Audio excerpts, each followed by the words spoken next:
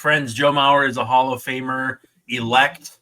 We have our Electoral College representative, Dave Brown, with us today, and we're going to talk a little news and notes. Not a lot going on in Twins territory, but there has been some movement across the league landscape, so we'll talk about that, how it relates to the Twins, and we'll do some of your questions. This is Locked On Twins. You are Locked On Twins, your daily Minnesota Twins podcast. Part of the Locked On Podcast Network, your team every day.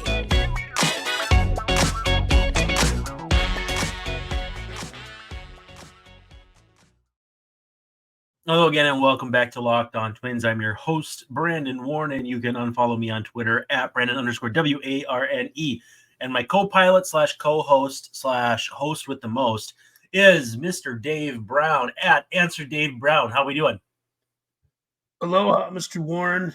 We're doing fine. We're feels like the dog days of January, if that makes sense.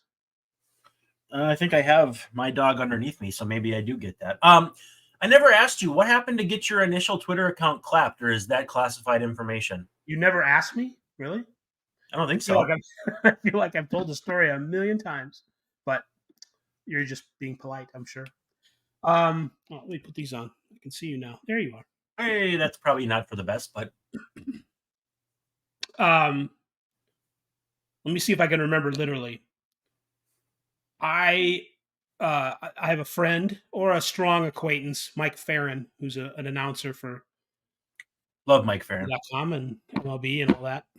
And I accidentally blocked him and unfollowed him on Twitter. I think I was messing around with my phone or something, and those two things happened like back to back in a few seconds. It was like, fat fingers. I'm like, whoa! And I refollowed him. I unblocked him or whatever. And I'm like, hey, Mike, I just did this. What's going to happen next? Am I going to burn your house down or something? And Twitter, the AI people or the people at Twitter took that to be an actual threat that I was going to burn his house down. I'm not even kidding. And I appealed or whatever. I said, that's not what I meant. And they're like, well, that's what you said, and you can't have your account back. So that's how Answer Dave died. I don't remember exactly when it was, but it was, I don't know if it was in July or sometime during the year. So that's why I'm now Answer Dave Brown. And that's wow. That's just, can you believe? Yes, you can believe how stupid Twitter is. You probably would have been better off just, harassing people in their DMs, because apparently that's something they can't see, or, being even more obviously awful, because apparently that's something Twitter doesn't care about. But nevertheless, that's not what we're here to talk about today. Today's episode brought to you by FanDuel. Make every moment more.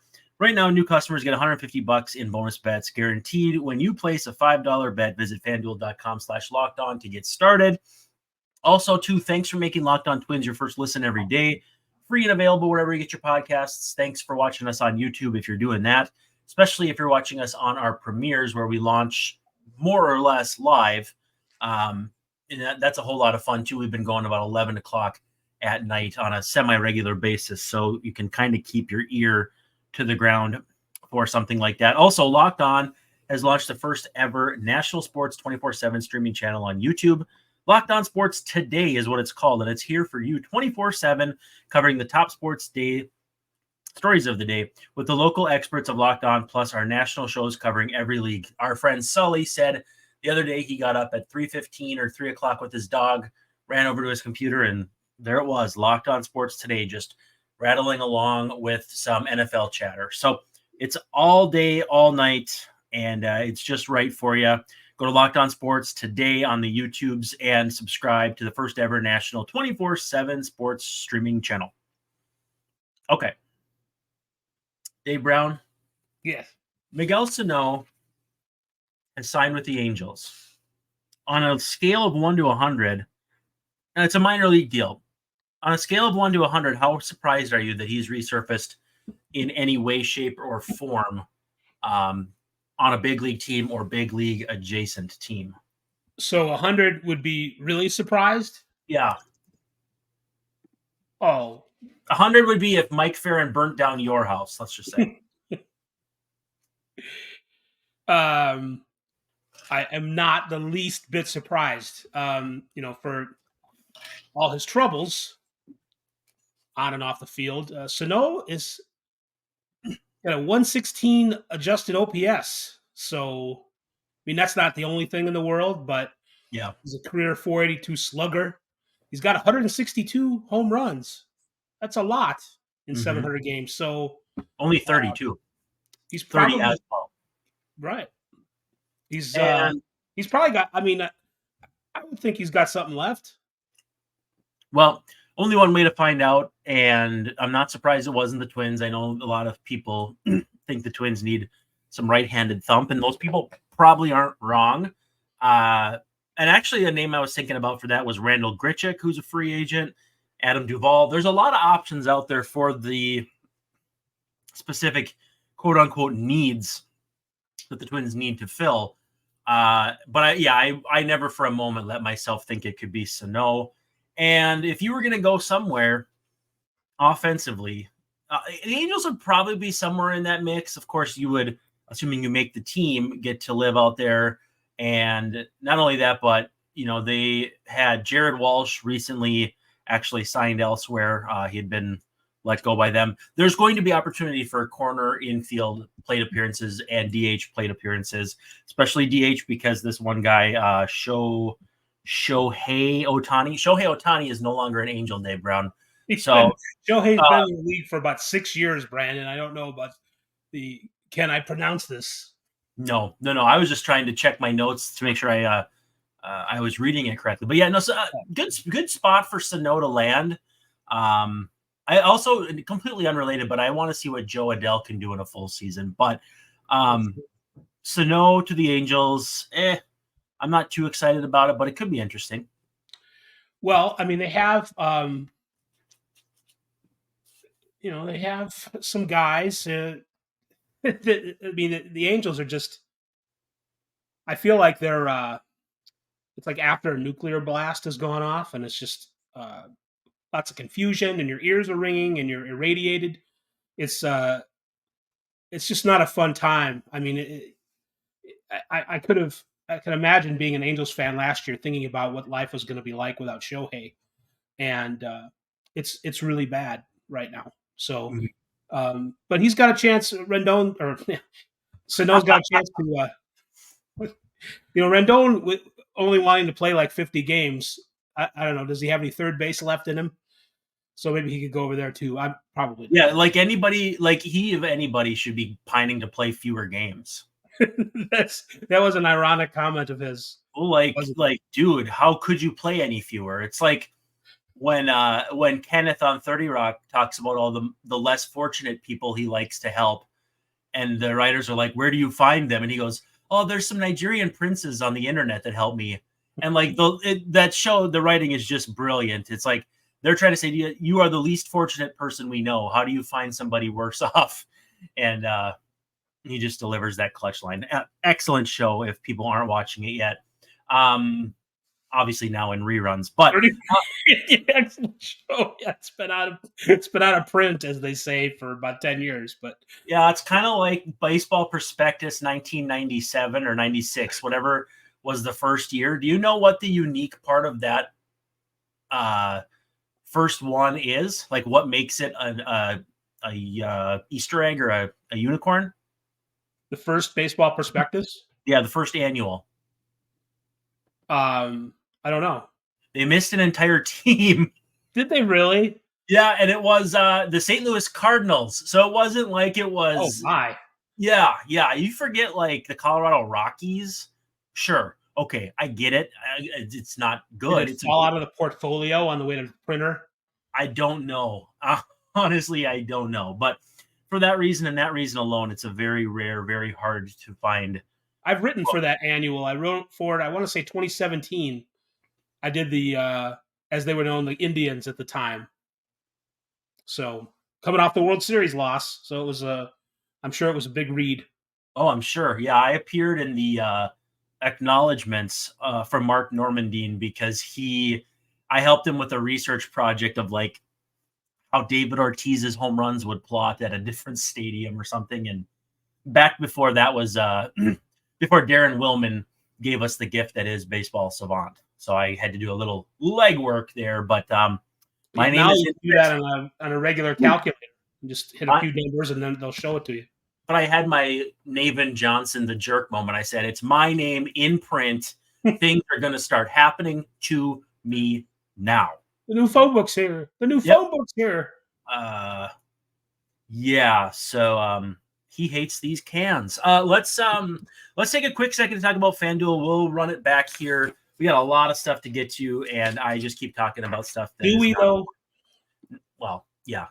I tried to sell it. You're undermining me. Oh, sorry. Let's not argue in front of the kids. All right. Bracing myself. Yeah. Let's talk about FanDuel. So, Dave Brown, neither of our teams are in the playoffs, so what do we really know about this? But the regular season is over. The playoffs are here. We're down to the Final Four. Not the Final Four like NCAA, but the last 4 teams. Indulge me here. Plenty of time still to get in on the action, though, with FanDuel, America's #1 sports book. If you're a new customer, you get $150 in bonus bets guaranteed when you place a $5 bet. It's $150 no matter win, lose, or draw.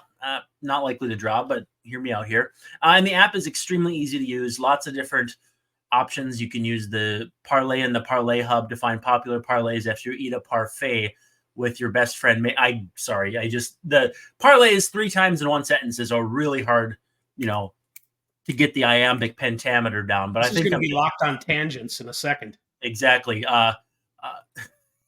Find bets in the new Explore tab, though, and there's lots of options, though. However you like to gamble, they are more than happy to help you out. And again, $150 in bonus bets, win or lose. So visit FanDuel.com/locked-on to get started and make your first bet a doozy.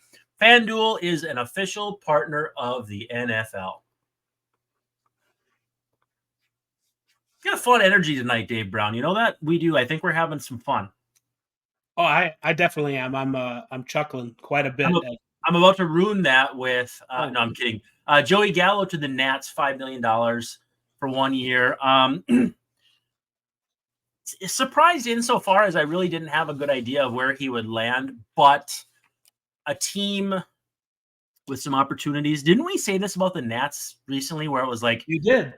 If you That'd were be a good place for anybody to go. I believe that's not a quote, but that's basically what you said. And well, maybe it was about Gallo, and I forgot that I already brought it up. But anyway, just as we had found a guy that Twins fans disliked more than Joe Mauer, he's gone. Right. So I mean, he'll be with the Nats. We'll see what happens there. Do not tell our friend Not Gaetti anything about it though, because he is absolutely staunchly against Joey Gallo. He wants to hand him over to North Korea. Yeah. So I don't think that's going to happen, but we'll see. Rhys Hoskins, 2 years, $34 million with the Brewers. I shouldn't be surprised the Twins weren't interested at that number, but a lot of people seem to be. I don't think I would have gone that far. I don't even know if I would have done 1-17 for him, honestly. So I think it was always going to be kind of a goofy fit for the Twins, but certainly would have looked good in the middle of this lineup. Well, that's kind of that's the thing about it, that he certainly would have. I don't know that, like you said, even at that number, if you're figuring Kirilloff is going to play most of the time at first base, if you don't want to clog up DH, I'm being a little, I'm rationalizing a little bit, but yeah, I guess he's not here. He's got an opt-out too after year 1. So not a bad landing in the sense that, hitting in Milwaukee, it's a good place to hit. And, if he proves healthy and mashes like he's capable of, he can hit the market and maybe still get that 5-year or, 4-year big money deal he's hoping for, whether it's 80 million, 100 million. I don't know what a first baseman of his caliber, any non-Freddie Freeman free agent is kind of hard because at first base, there's just so many different things that are expected of a first baseman offensively. So I'm not surprised. He's troubled defensively, though. He's right. He works hard at it. I've seen stories of that, but it doesn't necessarily translate on defense. Well, and that leads me to our first question from Darren Wolfson, who is a splendid reporter here in the Twin Cities. And he says, how do you feel about Edouard Julien at first base? Now, the reason I ask, and he asks, is because if they don't trade a big league infielder, and I think we're all kind of, you know that scene in Dumb and Dumber where he throws the salt and then he's pointing to the other guy. Lloyd is pointing at Harry as though Harry had thrown the salt on Seabass. I think that everybody in Twins territory is kind of pointing at like, okay, they're going to trade Jorge Polanco if they trade an infielder. Like we all kind of get it. But if they don't do that, Edouard Julien will probably end up, DH, a little bit of first base, a little bit of second base. And these things always have a way of shaking out. Like you make your 26-man projected opening day roster, and within a month, it doesn't look like that at all. So we get a little tied up in that. But Edouard Julien, full-time first baseman, would you ride with that, or would you be kind of like, I'm not too excited about that? Because again, between him and Kirilloff, you would hope to have, almost all of your 650 first base plate appearances go to those guys over the course of the season. I'm not sure about splits, but they're both left-handed, so that's strange. Right. That standpoint. I don't know how. I think you might just DH, honestly. Yeah. I don't know if Edouard, if that's enough power out of your first baseman, but I mean the Twins kind of got away with that last year too, with Solano and Herbeck power at first. So yeah. Well, they were a rise the year before for a while too, and then a lot of Solano this last year. Some Jose Miranda. They haven't had that consistent since Justin Morneau, technically probably big power over there. I mean, Miguel Sano, but he was third and first and whatnot. They're probably not going to have that prototype anytime soon unless Aaron Sabato really figures things out. Honestly, I'm cool with going kind of a hot hand approach over there as long as the defense is decent. Julien looked better at second base, so I wouldn't be opposed as the season went on. He looked better to him over there. But if Jorge Polanco sticks with the Twins, and I hope he does because I think he's a tremendous player, then yeah, you're going to have to get a little creative with Eddie J's plate appearances. Although then is when it might have made sense to, if DH is open and you go get Hoskins, you can kind of mix and match lefty, righty, first base. Obviously not Hoskins at second, but you know what I mean. So, I'm not the answers to these questions, since it appears that the Twins aren't really going to go out and get any more bigger names to play, DH or first base or left field or the question mark places. How is Wallner going to develop? Yeah. What's going to happen to Polanco? Is Julien going to sort of use last year as a jumping off point? Kirilloff, can he continue to be healthy? So, right. I mean, it's sort of the questions that we've been asking for weeks and months and half a year at this point. So I think if there's one thing about the Twins roster, even though it's unsettled and we don't know exactly who's going to do what, I do like their options, and I just like that they have them and the depth. And in case one guy doesn't work out, it isn't the end of the world. I think that's kind of what their thinking is right now. And that leads me to Ryan Linderholm's question. Do you expect to see Jose Miranda play how he did in 2022 or 2023? So with comparing the years, not really going to answer that because I don't know. But I think he could be. Thanks for your question, Ryan. Thank you for your question. He trolls me all the time, so it's okay. But I think he'll factor prominently in the mix at first, DH, not outfield, DH, first and third. So corners, if he had that crazy breakout season at AAA in 2021, there's no reason to say he can't be the right-handed option at first base. So again, I think you start to kind of consider that the Twins are probably going to do a 1 year, maybe not Donovan Solano level cheap, like $2 million, $3 million. But you start thinking, okay, is it more likely they're going to go get Garrett Cooper, who the Brewers had interest in before, and they signed Hoskins instead? I think Cooper then makes very, very much sense for the Twins. You know, you could look at Adam Duvall if you want some outfield help from the right side. And then too, they added Bubba Thompson, who one of the fastest players in baseball. He reminds me a little bit of, and I don't know how familiar you are with him. When the Twins traded Johan Santana, for whatever reason, they felt like they had to force feed Carlos Gomez in the major leagues. And it was pretty rough, but it was like the tools were obvious. There was no plate discipline whatsoever. But when the ball went to the gap, you would hold your breath because you'd honestly only miss a couple of actual cycles of breathing by the time that he got where he was going. And so that's a long-winded way of saying I think he could be an exciting fourth outfielder type. And that's probably the direction they're going to go, or maybe if they do spend money, like, Duvall. Trey Mancini signed with the Marlins. He might have been an interesting option there as well. I still, though, I think that's where they're going to shop for their right-handed hitting / backup first base DH needs. I do kind of like the Duvall idea. He's got a good defensive pedigree on the Can corners. He play center, though? Like, I know he's tried center. Can he play center? The numbers have been okay, but he's he's getting a little older now. I don't know. 34, 35-ish? Yeah, I don't know that I would trust that.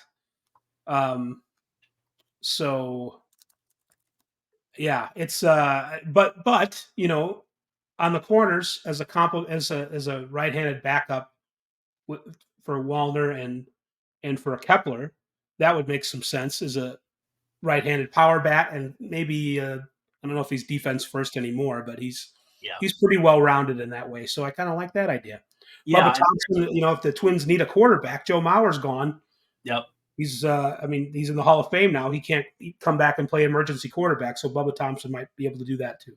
Sure, yeah. I heard that he's pretty well regarded in that respect. And yeah, the athleticism is off the charts. I did watch, and how I came to the Carlos Gomez conclusion is just like the excitement when he puts the ball in play is palpable. It's just he doesn't do that often enough. And maybe he would, maybe he wouldn't here in Minnesota. But as a Gilberto Celestino replacement, it's really not, it's pretty close to apples. It's a guy who you want to see more from, but, you're not going to lean on them as a... Let me ask you this. How old is Carlos Gomez right now? Could he come back? I think he was born in 85 because I think he's a little older than I am. Right. So he hasn't hit 40 yet. December 4th, 1985. So he's 38. He's actually... about 2.5 months older than me. So I wish that he had been playing all these last few years. He's one of my favorite players. He's and he's kind of hilarious. Have you heard and how he talks too? He sort of talks like he's doing a Don Corleone impression or something. He's got a very funny voice. Did you ever hear the story about him eating kiwi in the Brewers clubhouse? That rings a bell. And he's like, everyone's like, why are you doing that? And he's like, oh, the nutrition or whatever. He goes, I Googled rich people conversations, and this is the kind of stuff they talk about is eating. I Googled rich people conversations. Yeah. Oh, my goodness. And then I think it was Joe Poznansky, who I think the world of. He had run into Gomez at a movie theater. I don't know if it was in Milwaukee, because in Milwaukee before Gomez played there, I think he was famously scared of the Pfister Hotel. Isn't that the one that's haunted? Or allegedly haunted. But anyway, he was like at a movie theater and Poznansky ran into him. And I guess Gomez was like loaded up with candy. And like he looked at him kind of sheepishly like he'd been caught because he's this young, early 20-something guy, flush with cash because he's in the big leagues. And he's going to see, the 210 showing of Jarhead or something. Are you saying that he was bringing candy into the theater that was not? Like he was just eating a lot of candy for someone who is a professional athlete, like Dwight Howard style. Right. So, I mean, he gave him kind of a sheepish grin, but I think he said that was like his favorite player back then, or at least a guy he really liked because of just that chance encounter and how real he was. Mm-hmm. Well, hopefully Bubba Thompson we can get some good movie theater candy stories out of him at least. We'll see. Yeah, a couple of relievers signing recently. David Robertson to the Rangers, somewhere in the neighborhood of $12 million for 1 year. That's too rich for my blood. Matt Moore, $9 million with the Angels, which going back to the Angels, just blows my mind, but money talks. Now, with that said, not signing yet, Ryan Stanek of former Rays fame, a little bit of Marlins fame too, has some interest. And then Jay Jackson, who I didn't know much about until I read that he was getting some interest. I think I would really like to see the Twins sign Stanek. I love the skill set. Plus, he's got like a cool mullet. But I don't know how much they're going to shop even in the major league contract bin.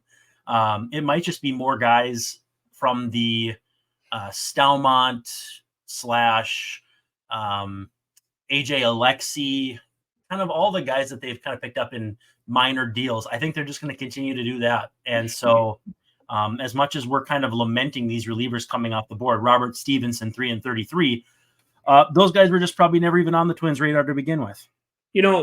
Maybe they just, it's a wish list that wasn't going to come true. But I really think, first base is one thing. These relief pitchers are another thing. Extra outfielders, whatever. Sonny Gray has left the building, and I think the Twins could use somebody like him in the rotation. Even if we see Joe Ryan taking a full season step forward, even if we see, Louis Varland, even if we see, other guys step forward. I think that the Twins are shorting them. They're kidding themselves. They should be in the market for another starting pitcher who is pretty darn good. And it doesn't seem like they are. So, well, actually, funny enough, the Barrero thing with Rocco, where he said they would make another move, still, they work in the cloak of darkness, which is good because in Minnesota at this time of year, it's dark at like 2:30 in the afternoon. So they have a lot of time to get their act together. But we'll see. Yeah, it's very, very quiet. And that can mean one of two things. This entire offseason has been quiet and they've done nothing. But they were also pessimistic on Josh Donaldson. And they came out of nowhere at like 3 a.m. for Carlos Correa. So I'm hopeful, but still not certain. One question about that rotation, though, is it fair to expect Chris Paddock to replicate what the Twins got from Kenta Maeda last year? Yeah, I think he could do that. I think you want him eventually, maybe by the end of the year to be a little better than that. But I think the Kenta Maeda numbers are certainly within range for Paddock. Absolutely. Which is to say that, yes, you will be able to use him as you would expect, but any delusion of him replacing Sonny Gray in any way, shape, or form is significant wish casting in the sense that could happen, maybe. But he's only thrown 27 innings in the last 2 years. You can't even ramp him up. Well, no, I mean, you're not going to get Sonny Gray innings. I'm talking about maybe like results. But, that's not something that anybody should be counting on. And I don't think they are, but just like they're in a good spot, generally speaking, but they can't sit tight where they're at. They've got to do something. Jay Jackson, interesting, whatever. So they have a few guys. Noah Syndergaard has gotten some interest. The Pirates were one team. He had a workout recently. I think it was with Michael Lorenzen, but I'm not sure, in California. And Syndergaard to me seems like, again, and I think we've discussed this already, the further he gets from TJ, the more likely I'd be to be interested. He just got annihilated last year. And if the Dodgers can't fix you, I trust the Dodgers quite a bit developmental wise. So I don't know. But with that said, if you were to be interested in moving to the bullpen, I don't know. It's an arm talent that I think I'd be interested in depending on the cost. But it would be as someone that I would kind of consider on a level with like a Louis Varland. I'd love to hear people in the Twin Cities pronounce Syndergaard, kind of like Jerry Lundegaard from Fargo. I think it would be funny to hear the local accents do that. And it would be worth it just for that. He's kind of a colorful character, a good dude. He likes to read. But like you said, he got annihilated is a good word. He was not having good results last year. And even 2 years ago, they weren't that good. So better yet, too, he likes to razz Richard Staff on Twitter. And that's probably the best thing he does. Richard Staff, though, the man never misses with a joke. So it's Titans clashing when Noah Syndergaard's making fun of him. It's his real name, too. Is that right? Yes, his name really is Richard Staff. Well, I had an obscure Giants reliever in my DMs yesterday, and I got to thinking, I'm like, is it really him? And then I got to thinking, why would anybody pretend to be that up? Was it Matt Miller? No. Different story for a different day. No, nobody that was defending Omar Vizquel. But anyhow, yeah, sometimes it's just like, is this real life? Last couple things here, we're going to have to be real quick. Reds, no plans to bring back Joey Votto, could be an option for the Twins. And then Chase Petty said he has no restrictions. How good does Chase Petty have to be for Twins fans to lament the fact that the Twins traded him for 2 really damn good years of Sonny Gray? Oh, they'll be lamenting no matter what happens. So agreed. Yeah, it's I think we should brace ourselves for some pretty good laments. Well, the innings and stuff have not really been there for him, but he throws the crap out of the ball. But again, if you turn him into Sonny Gray and then you turn Sonny Gray into a draft pick in the general area where you drafted Chase Petty, that to me is the baseball front office version of alchemy. So I think they did just fine. They just got to keep. They can't axe all their scouts though, because that's where they get the minor league talent from in the first place. So. Exactly. Well, as we run out of time here again, thanks so much for hanging out with us. Make sure to check out Locked On Today, 24 hours, 7 days a week, 366 days this year. Good stuff over there. You'll find us on the Locked On Minnesota version of it. With that said, Dave Brown, thanks for hanging out. Everyone to FTL Nova Kid, I love to give you your props because you're always so active in our chat. Thanks again to everyone for checking out Locked On Twins, and we'll see you tomorrow night.